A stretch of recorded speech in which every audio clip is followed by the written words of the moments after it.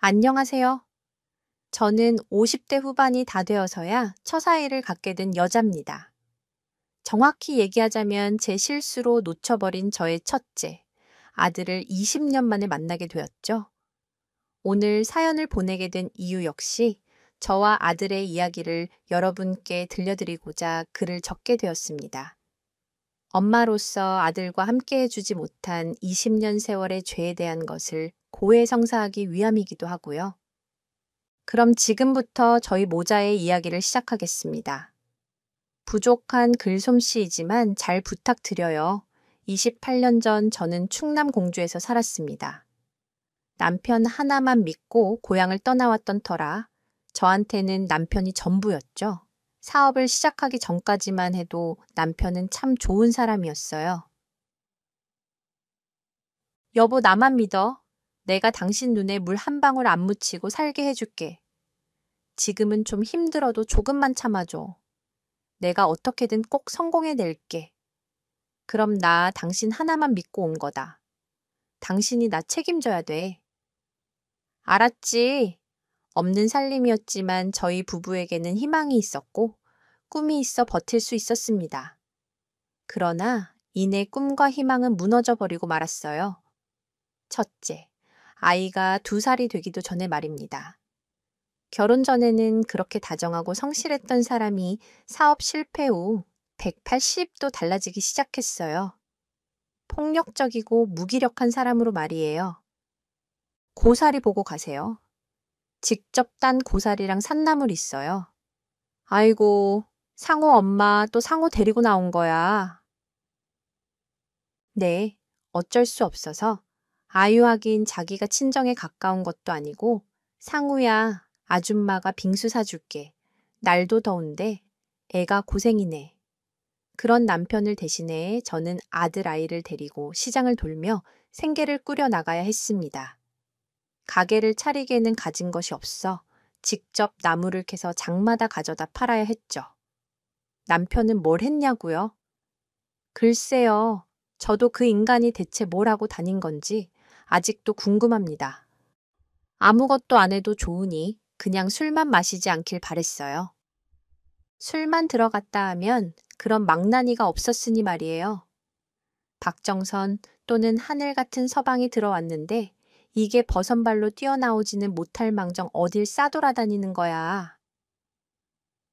A씨 빨리 안 나와 둘셋 이런 씨. 그 사람은 늘 술에 취해 있었고 늘 화가 나 있었어요. 자기 말에 즉각 대답을 하지 않는다며 집에 들어왔는데 거들떠보지도 않는다고 말입니다.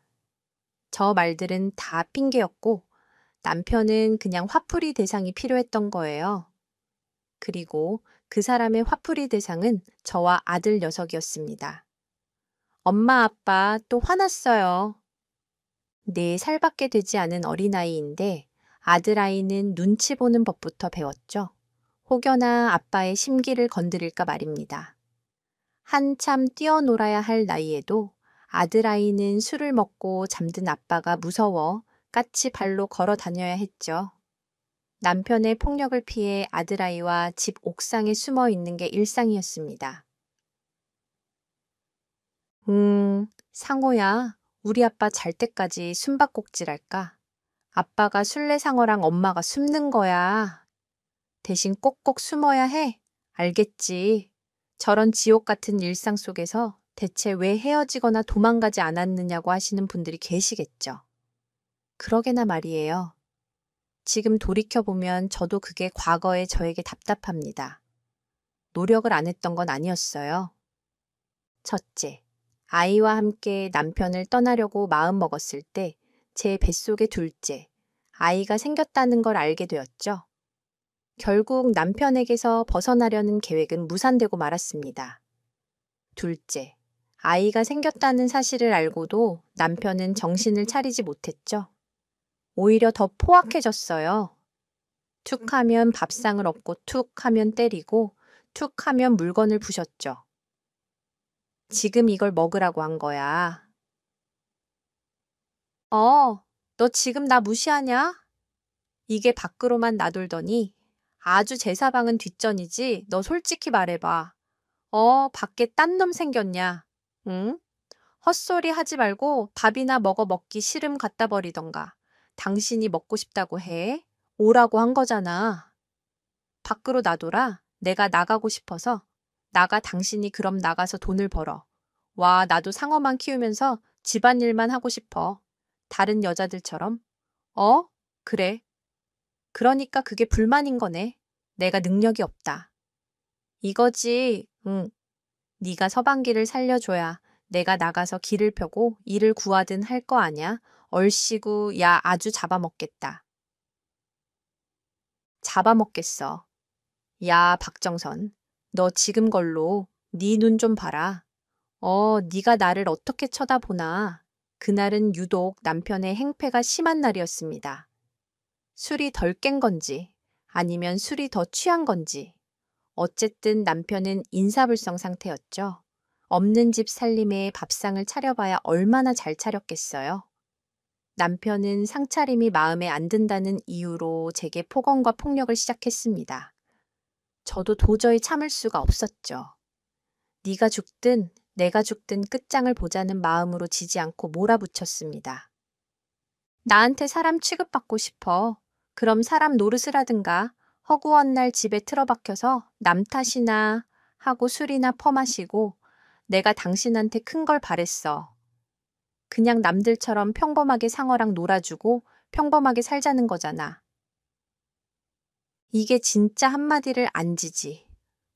그래. 오늘 네가 아주 나를 잡았구나. 잡았어. 이게 진짜 미쳤나? 진짜 그때 남편이 자기의 화에 못 이겨 앞에 놓인 그릇을 던졌죠. 쨍그랑 소리와 함께 터져 나왔어요.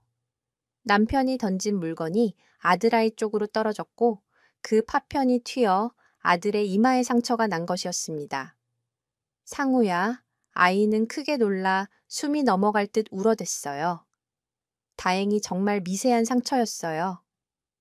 하지만 아들아이의 마음에 난 상처는 얼마나 컸겠습니까? 그때 이성이 뚝 하고 끊어지더군요. 손에 잡히는 족족 남편을 향해 죄다 집어 던졌습니다. 이럴 거면 나가라고. 대체 내가 당신한테 뭘 잘못했는데? 나랑 상어가 무슨 죄를 지었길래 우리한테 이러는 거야. 상어 죄가 무슨 잘못이냐고. 이게 진짜 미쳤나? 어디서 큰 소리야. 뭐가 딴 놈이라도 생겼냐. 그래서 나 내쫓고 딴 놈이랑 살림 차리려고 내가 그렇게 줄 것 같아. 남편은 저의 행동에 더 흥분해서는 저를 세게 밀었고 저는 그 바람에 수도가로 나자빠지고 말았습니다. 요란한 소리에 동네 사람들이 몰려왔죠. 그래, 당신만 없으면 나랑 상어 잘 살 수 있어. 그러니까 제발 나가. 아니면 차라리 죽던가. 이게 지금 사람 사는 거니 눈이 있으면 당신 꼴을 좀 봐라 이게 사는 거냐고 당시에 제가 어땠는 줄 아세요? 아침에 눈을 뜰 때면 저랑 아들아이가 죽어 있던가 남편이 죽어 있길 바랬어요. 누구 하나 죽어야 이 관계가 끝날 것 같다고 생각했죠. 어느새 저희 집 앞은 웅성거리는 소리로 가득했습니다. 동네 사람들까지 모여들자 남편 놈은 망신 작작 시키라는 소리를 내뱉고는 밖으로 휙 나가버렸죠. 어머, 상우 엄마, 어떡해. 얼른 일어나 병원 가게. 그때 동네 주민 중 한 분이 저를 일으켜 세웠어요. 스트레스 때문인지 남편에게 심하게 밀쳐져서인지 다리 아래로 피가 흐르고 있었죠. 순간 뱃속의 아이가 생각났습니다. 엄마? 흑흑, 아줌마, 우리 엄마 죽어요. 상어야, 엄마 괜찮으니까 미니 아줌마네 가 있어. 알았지. 엄마 금방 올게 괜찮다며 아이를 안심시켰지만 사실 저도 너무 무서웠어요. 다리를 적시던 피는 바닥을 흥건하게 물들이기 시작했죠. 어린아이의 입장에서는 얼마나 무서웠겠어요. 아들 녀석은 엄마 죽는 거냐면 난리였죠.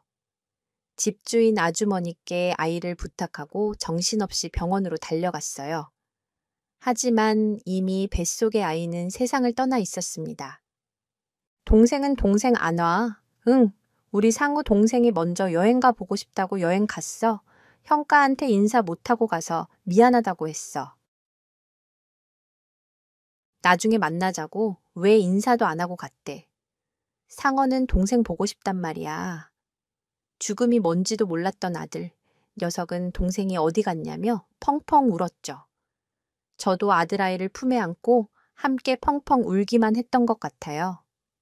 저에게 오지 않았더라면 분명 세상 밖으로 나올 수 있을 아이였을 텐데 저 때문에 죽은 것 같아 미안한 마음만 가득했거든요.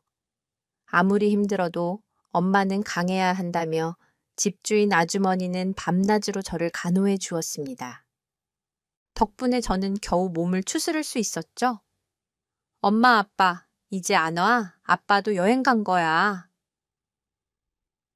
응? 아니야, 상호야. 우리 밥 먹자. 그렇게 집을 나간 남편은 하루가 지나도록 들어오지 않았죠. 차라리 잘 됐다고 생각했습니다.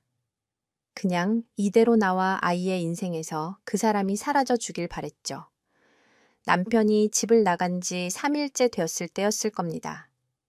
전화 한 통이 걸려왔어요. 남편이 뺑소니 사고로 죽었다고 말이죠. 남편분께서 이틀 전 새벽 만취 상태로 길을 건너시다가 봉변을 당하셨어요. 음주운전 차량에 사고를 당하신 것 같습니다. 저희도 목격자를 찾으려고 수소문 중이긴 합니다만 이게 쉽지는 않을 것 같아요. 담당 형사님, 말로는 사고 난 시간도 새벽이었고 주변에 주택가나 상가도 없는 곳이었던 터라 목격자를 찾기 힘들 거라고 했죠.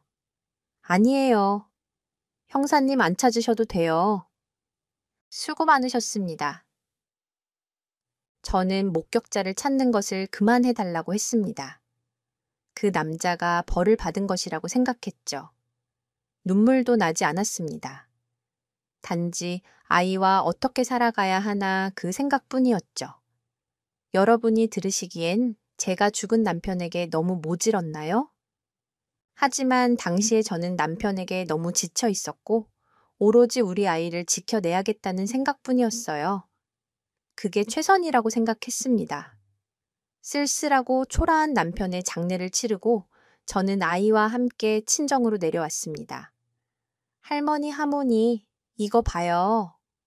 이거 상어가 만들었다. 히히, 엄청 잘했지.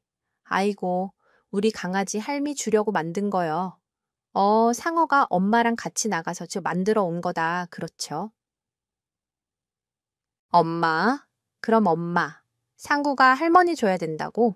핑크색 코스모스만 잔뜩 모았어. 그런 겨우 할미 생각해 주는 건 우리 상우밖에 없네. 친정 내려와서부터는 아들아이나 저나 참 많이 밝아졌어요. 아무리 나이가 들어도 한 아이의 엄마가 되어도 저 역시 제 부모님 품이 가장 편하고 마음이 놓이더군요. 친정엄마가 아이를 돌봐주시는 덕분에 저도 금방 일자리를 구할 수 있었습니다. 읍내에 있는 꽤 큰 식당에서 일을 하게 되었죠. 어머, 정선아 또 왔다, 또 왔어. 아이고, 우리 정선이 좋겠네. 아니에요. 왜들 그래? 정말 저 장선 씨, 이거 좀 드시면서 하세요.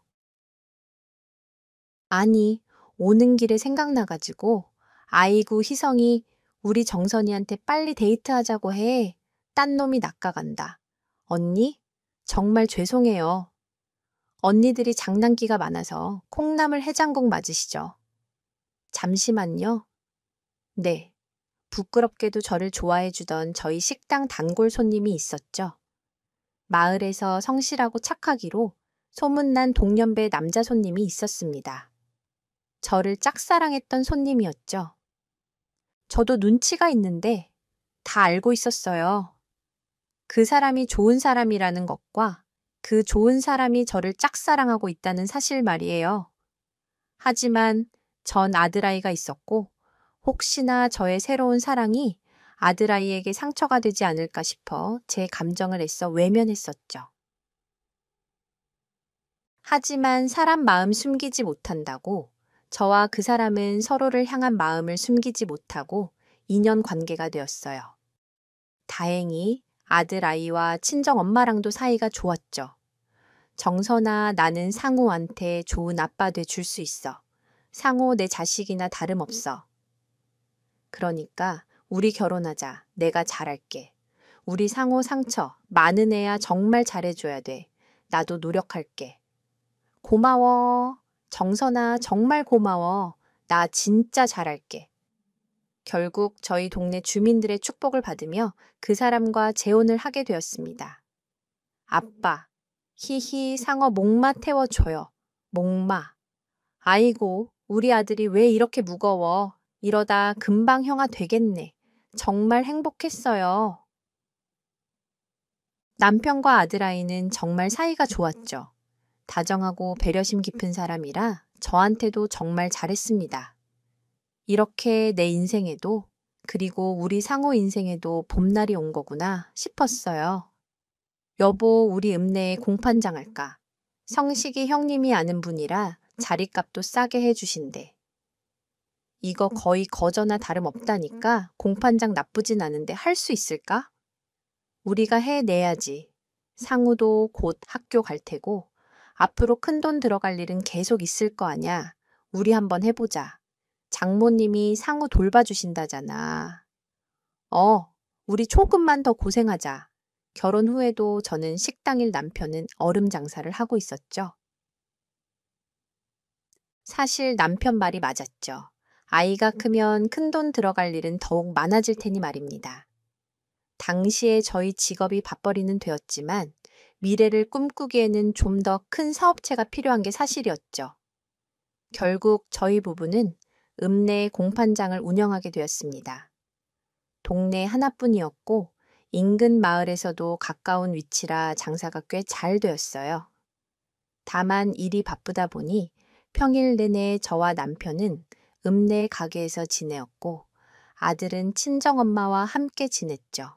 조금만 버티면 온 가족이 함께 모여서 풍족하게 살게 되리라 꿈을 꾸면서 정말 열심히 살았습니다. 김서방, 우리 정선이랑 상호 자네가 꼭 끝까지 책임져야 하네. 내가 자네만 믿어.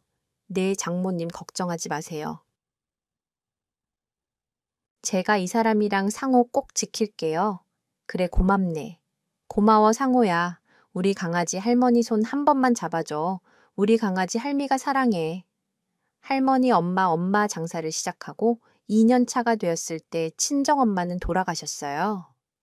남편에게 저와 상우를 부탁한다는 말을 돌아가시기 직전까지 하시면서 말입니다. 친정엄마가 돌아가시고 아들 아이와 함께 살게 되었어요.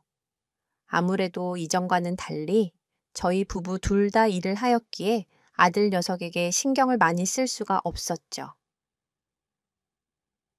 그래도 어떻게든 아들아이가 허전함을 느끼지 않도록 많이 애썼습니다. 후에 알게 된 이야기지만 남편은 아들아이에 대한 생각은 눈꼽만큼도 하지 않았지만 말이에요.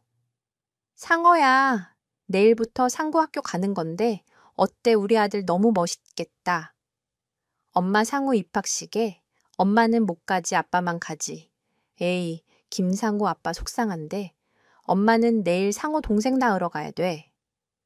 그러니까 상호는 아빠랑 같이 입학식 하자. 그래, 상호야, 상호. 이제부터 형이니까. 씩씩해야지. 아빠랑 입학식 갔다가 동생 보러 병원으로 오면 돼, 알았지? 아빠랑 사진 많이 찍고 와야 돼.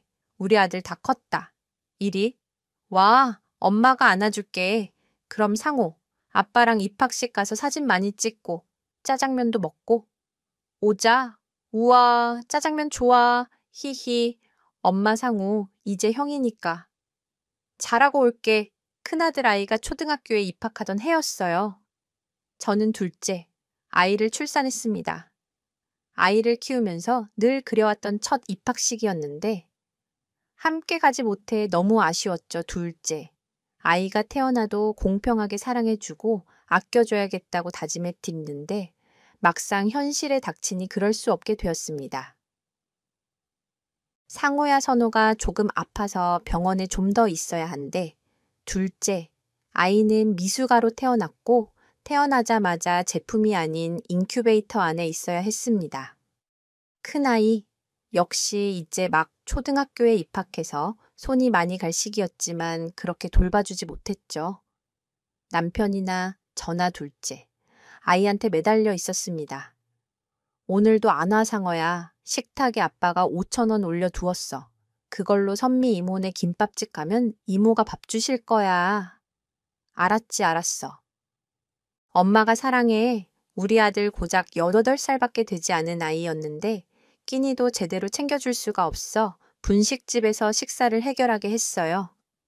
남편은 가게에 저는 둘째, 아이, 병원에 있을 수밖에 없었거든요. 선우만 퇴원하면 우리 상어 많이 챙겨줘야지 늘 속으로 저 소리를 되뇌었습니다. 지금 생각해보면 그건 아들아이를 위해서가 아니라 제 스스로의 죄책감을 덜기 위한 마음의 소리이지 않았을까 싶어요. 천만다행히 둘째, 아이는 건강을 회복해서 퇴원을 하게 되었죠. 온 식구가 모여 살면 행복한 일만 시작될 것이라고 생각했는데 그때부터 행복이 아닌 불행이 시작되었습니다. 아빠 춤 잘 추지. 이거 봐. 아이고, 우리 아들이 최고네. 우리 선우는 못하는 게 없어. 아빠, 나도 학교에서 시험 잘 봤다. 이거 볼래 상우야. 아빠 지금 선우랑 놀아주고 있잖아. 엄마한테 가서 보여드려. 시간은 흘러 둘째. 아이가 4살 큰아이가 12살이 되었죠. 4년의 시간이 흐르면서 남편과 큰아이의 사이는 멀어지는 것 같았어요. 아니, 정확히 얘기하자면 남편이 큰아이를 밀어내기 시작한 것이라고 해야 할까요? 오, 알았어. 와, 우리 큰아들 엄청 멋지다. 우리 아들은 누구 닮아서 이렇게 머리가 똑똑해. 제 아빠 아니면 당신 닮았겠지. 사소한 부분에서부터 점점 남편은 큰아이와 작은아이를 차별하기 시작했습니다. 그리고 큰아이가 클수록 남편은 전 남편에 대한 이야기를 꺼내기 시작했어요. 그것도 아이들 앞에서 말입니다. 상호야, 선호랑 같이 방에 들어가 있을래? 엄마랑 아빠랑 얘기 좀 할게. 선호야 들어가자. 어릴 적에도 눈치를 보고 자랐던 큰아이는 또다시 눈치를 보기 시작했어요. 저는 그 모습을 그냥 두고 볼 수 없었습니다. 그때마다 남편과 부딪히기 시작했죠. 당신 자꾸 왜 그래? 왜 상어 앞에서 그런 소리를 해? 상어, 제 눈치 보는 거 안 보여. 나한테 불만 있으면 나한테 얘기를 해. 괜히 애한테 화풀이 하지 말고. 아니, 당신이야말로 말 희한하게 한다. 내가 언제 상어한테 눈치를 줬다는 거야. 대체 당신이 자꾸 이런 식으로 상어 감싸도니까 괜히 이상한 사람 같잖아. 아니요. 저도 정말 많이 노력했습니다. 아무래도 자기 친자식이 아니니 남편이 둘째, 아이와 상어를 대하는 게 다를 수 있을 거다 둘째, 아들을 임신했을 때 예상했던 거였지만 그래도 정말 그럴 줄은 몰랐습니다. 누가 봐도 차별하는 게 뻔히 보이는데 남편은 제가 그런 걸 얘기할 때마다 생사람 잡지 말라며 자신이 상황을 이상하게 만드는 거라고 되려 저를 쏘아붙였죠. 내가 괜히 그래. 당신 툭하면 상우랑 선호 비교하잖아. 지난번도 그래 상우가 아빠랑 주말에 놀이공원 가는 거 얼마나 기대했는 줄 알면서 선호만 데리고 다녀오고 애가 그날 얼마나 울었는지. 알아? 뭐 당신 이렇게 몰아가는 건 아니지. 나는 상우랑 선호 둘 다 데려가려고 했어. 그런데 상우가 늦잠 잔 거잖아. 그럼 상호 일어날 때까지 나랑 선호 둘 다 기다려? 저게 말이 되는 소린가요? 전날 제가 가게 일이 바빠서 가게에 나가 있을 수밖에 없던 날이었습니다. 남편이 아이들을 데리고 동네 유원지에 가기로 해타시는데 세상에 큰아이가 일어나지 않았다고 그 어린애를 집에 혼자 두고 둘째, 아들만 데리고 나간 거였죠. 깨우지도 않았답니다. 이름 몇 번 불렀는데 애가 일어나지 않아서 그냥 두고 간 거라고 말이죠. 제가 더 속상했던 건 큰아이는 오랜만에 아빠와 나들이 가는 거라고 전날까지 잔뜩 들떠 있었다는 거예요. 됐어. 당신 자꾸 이런 식으로 애들 차별하지 마.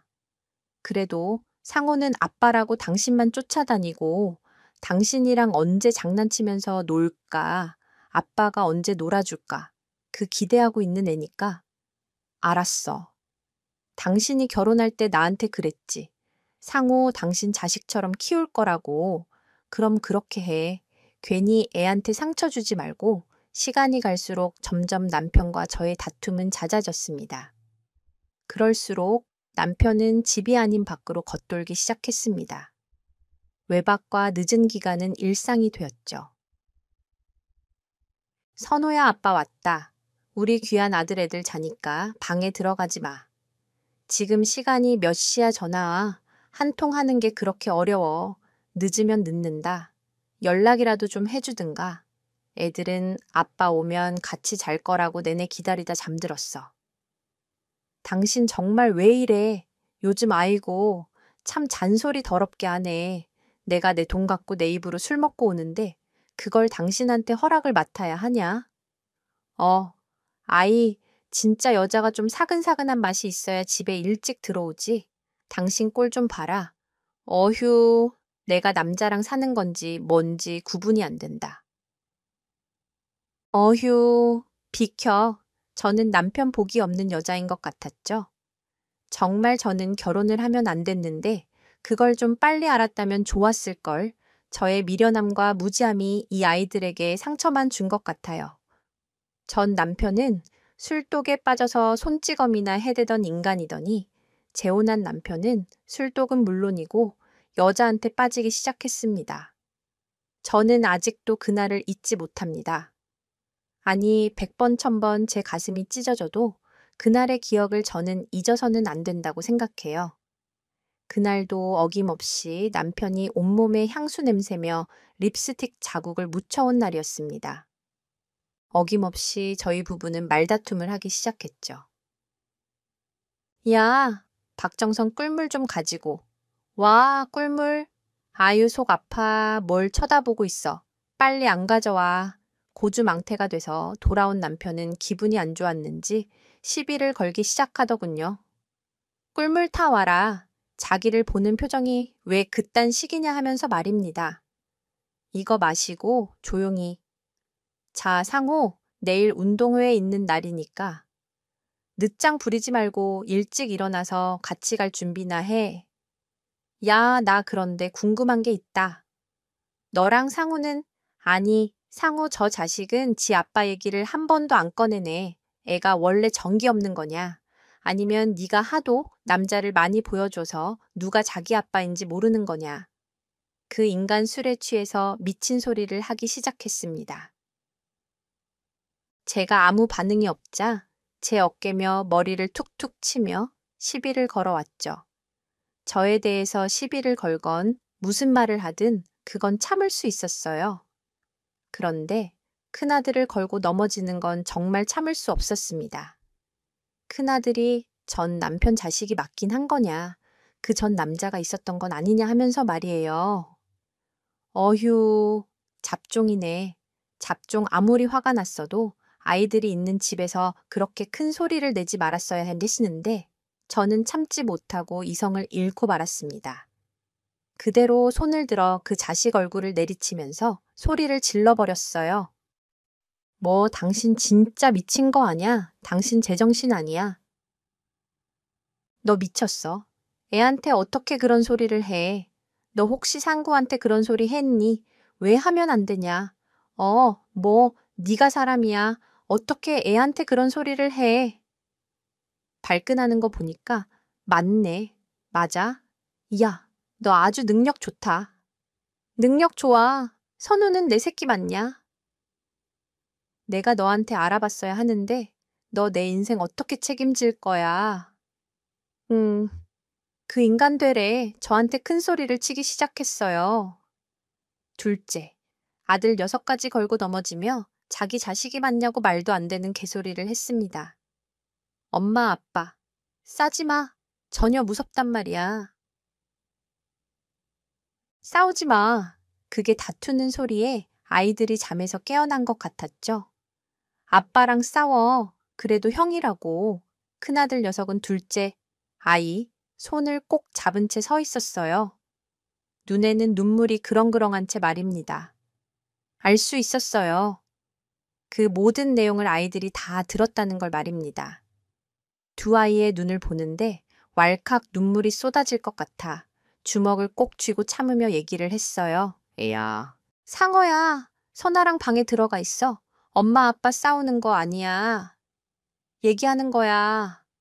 알았지? 어유, 저 잡종놈 저거 때문에 얼씨 아빠 상어가 잘못했어요. 싸우지 마요. 첫째, 아이는 그 인간 같지도 않은 인간을 아빠라고 부르며 남편의 눈치를 보기 시작했어요. 어린 시절부터 배겨온 아이의 생존 본능이었죠. 저도 참 못났죠. 그런 아이의 모습이 너무 속상해 되려 아이에게 큰 소리를 쳐버렸습니다. 민상호 방에 안 들어가. 엄마가 들어가라고 했지. 너 자꾸 말 안 들을 거야. 너 자꾸 말 안 들으면 엄마 집 나가버릴 거야. 알았어. 잘못했어요. 엄마 들어갈게요. 잘못했어요. 선어야 들어가자. 형아 울지 마. 아들아이는 동생 손을 잡고 방으로 들어갔어요. 축 처진 어깨를 하고서 말입니다. 제가 왜 아이에게 그런 몹쓸 말을 한 걸까요? 아직도 그때 저를 바라보던 큰아이 아이의 눈이 잊혀지지가 않습니다. 그때 제가 본 아이의 뒷모습이 마지막이 될 줄 알았더라면 저는 절대 그러지 않았을 텐데 말이에요. 아니, 당장 아이들을 데리고 나왔을 텐데 말이죠. 그날이 제가 본 큰아들 녀석의 마지막 모습이었습니다. 민상호 상호야, 어딨어? 상호야, 다음 날 아침 큰아이는 온데간데 없이 사라졌어요. 일찍 학교를 간 거라고 생각했지만 아이는 저녁이 되어도 돌아오지 않았죠.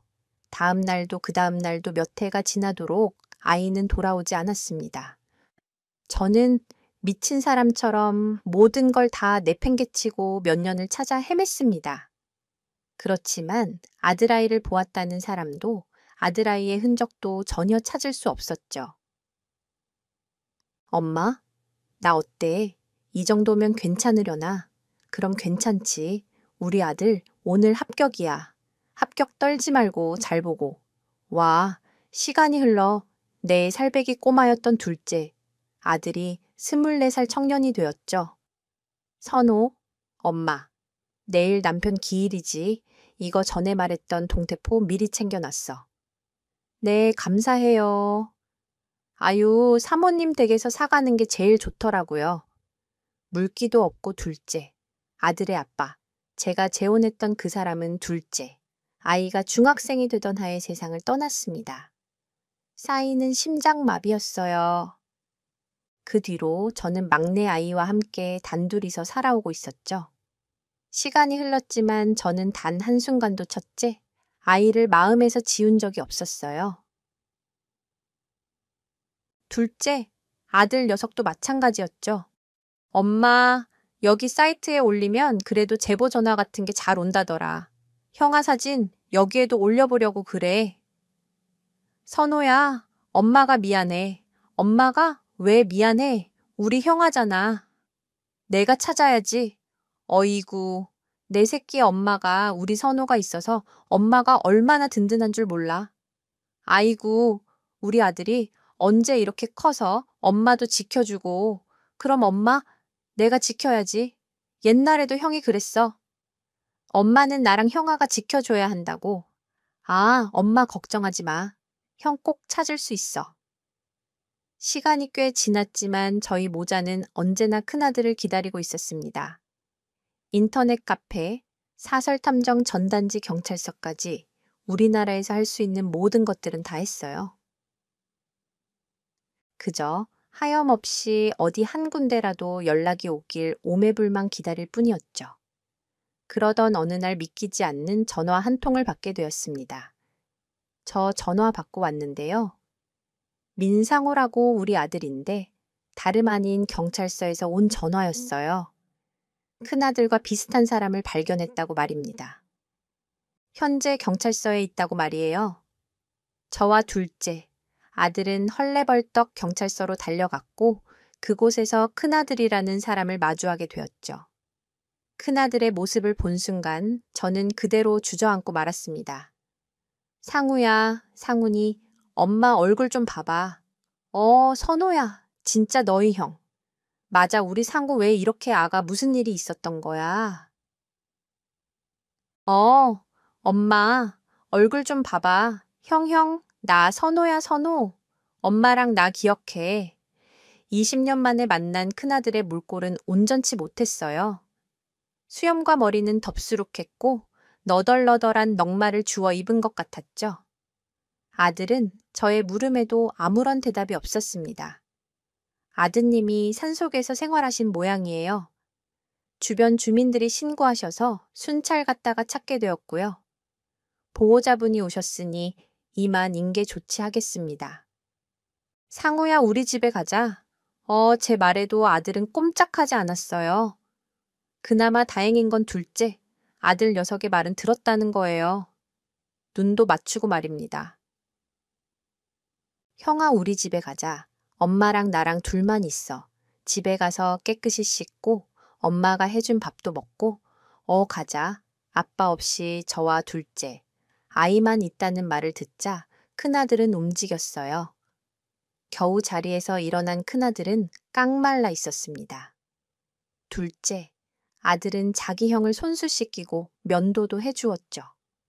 그제야 우리 큰아들 얼굴을 볼 수 있었어요. 볼은 깊게 패이고 앙상했지만 저는 알 수 있었어요. 우리 아들 상우라는 걸 말입니다. 어릴 적 아이가 좋아했던 반찬을 한 상 차려서 앞에 내주었어요. 잠시 주저하더니 아들 녀석은 천천히 음식을 먹기 시작했습니다. 형, 그런데 왜 산에 있었어? 나한테라도 연락하지. 할머니가 거기 계시잖아. 할머니 보고 싶어서 갔어. 알고 보니 상우는 집을 나간 그 후에 계속 산에서 지냈었던 겁니다. 저희 친정엄마의 산소가 있는 그 산에서요. 집을 나오니 갈 곳이 없었고 할머니가 너무 보고 싶어서 무작정 그 산소를 찾아갔다고 말입니다. 저희 어머니 산소 근처에 동굴이 있는 걸 발견하고는 그곳에서 지냈다고요. 상우야, 엄마가 정말 미안해. 엄마가 우리 상어한테 몹쓸 말만 하고 우리 상어 엄마가 지켜줬어야 하는데 엄마가 정말 미안해. 저는 거칠거칠한 아들, 아이의 손을 잡고 한참을 울었습니다. 미안하다는 말밖에는 아들에게 할 수 있는 말이 없었어요. 아들 녀석의 눈에서도 눈물이 계속해서 흐르고 있었죠. 한참을 말없이 울기만 했습니다. 얼마간의 침묵이 지나고 아들 아이의 입에서 나온 이야기는 다시 한번 제 가슴에 대못을 박았어요. 나 한 번도 엄마랑 성우 미워한 적 없어요. 엄마랑 선우 생각 항상 했어요. 할머니 생각도 너무 집에 오고 싶었는데 아빠가 너무 무서워서 올 수가 없었어요. 선우의 아빠, 제가 재혼한 그 남자가 제가 없을 때면 큰아들을 구박하고 때렸다고 했습니다. 형을 좋아하는 둘째, 아이가 혹시 제게 잃을까봐 꼭 둘이 있을 때 그렇게 괴롭혔대요. 제가 없을 때만 되면 꼴 보기 싫다며 때리고 구박하며 너만 없으면 우리 세 식구 행복하게 살 수 있다고 나가라고 말입니다. 우리 상우 엄마가 미안해 상구야. 우리 그 어린 게 얼마나 무서웠어. 아무도 없는 데서 우리에게가 얼마나 서러웠어. 왜 하필 나한테 태어나 저 착한 아이가 그렇게 고통을 받아야만 한 건지. 나라는 존재 자체가 아이에게 너무 미안해서 목 놓아 울었습니다. 나는 할머니랑 엄마랑 같이 살 때가 좋았어요. 아무 걱정 없이 할머니가 들려주는 옛날 얘기 들으면서 잠자코 엄마랑 같이 나물 뜯으러 다니고 나는 그때가 제일 좋았어. 아들아이는 자기 인생에서 할머니와 함께했던 그 시간이 유일하게 행복했던 기억이라고 했습니다. 그 다음으로 행복했던 기억이 뭐였다고 씹는 줄 아세요? 바로 우리 선호 자기 동생이 태어났을 때가 가장 기뻤다고 했습니다. 너무 소중하고 사랑스러웠다고 말이에요. 항상 엄마만 지켜야겠다고 생각했는데 선호가 태어나고 나서부터는 내가 지켜야 할 사람은 엄마랑 선호라고 생각했어요. 그런데 두 사람이 이렇게 잘 지내온 것 같아서 나 정말 마음이 놓여 선호야 형아랑 한 약속 잘 지켰네. 엄마 지켜줘서 고마워. 큰아들 아이의 말에 둘째. 아이는 숨도 쉬지 못하고 그저 보고 싶었다고 미안하다고 펑펑 울기만 했습니다. 20년 만에 만난 저의 큰아들은 그 긴 시간 단 한 번도 저를 원망하거나 미워한 적이 없었다고 했어요. 그냥 엄마랑 동생이 행복하기만을 바랐다고 말이죠. 그날 저희 세모자는 손을 꼭 잡고 함께 잠이 들었습니다. 20년 전 그때처럼 말이에요. 지금 저희 큰아들은 저를 도와 가게를 운영하고 있어요. 검정고시를 준비하면서 말이죠. 아니 형, 1번이 왜 답이 0이야? 아 진짜. 아니 내가 아까 알려준 대로 푼 거잖아. 아 몰라. 난 안 해. 허허. 수업 시간에 내가 선생님이야 이봐. 학생. 누가 선생님한테 그렇게 하나? 뭐? 이게 진짜 형한테 아파. 아프다고. 호랑이보다 무서운 동생한테 열심히 배우면서 말이에요. 두 녀석이 어찌나 투닥거리는지 늘 시끌벅적하답니다. 이거 이번에 면접 볼 때 하고 가라고. 와, 형 패션 센스 장난 아니네. 진짜 촌스럽다 뭐. 야, 내놔? 아, 내놓으라고. 에이, 장난이야. 장난 거참 소심하시네. 고마워, 형. 나 이번에 꼭 붙을게. 물론 둘째. 아들 녀석은 형의 선생님이지만 밖에서는 취업 전선을 뛰어다니고 있는 대한민국의 취업 준비생 역할도 하고 있답니다. 엄마 나랑 형이 마감할 테니까 엄마는 좀 시험하자. 우리가 할게. 엄마 오늘 한 번도 안 앉았지. 그러다 골병 나. 아이고, 우리 아들들이 최고네 고맙다 고마우면 저녁에 치킨 좀 사주시죠.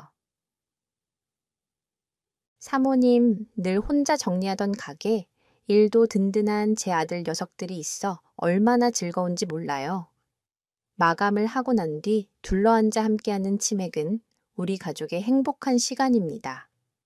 나는 아무것도 해준 게 없는데 엄마라면 잘 따라주고 손을 내밀어주는 우리 아이들한테 얼마나 죄스럽고 고마운지 모릅니다. 저는 죽을 때까지 우리 아이들에게 진 빚을 다 갚지 못할 것 같아요. 죽어서도 그 빚을 갚아야 할 것입니다. 이 못난 엄마에게 우리 아이들은 너무나도 큰 선물이고 든든한 지원군이니까요. 남은 인생 우리 아이들에게 빚을 갚으며 열심히 살아가겠습니다. 지금까지 저희 이야기를 들어주셔서 정말 감사해요.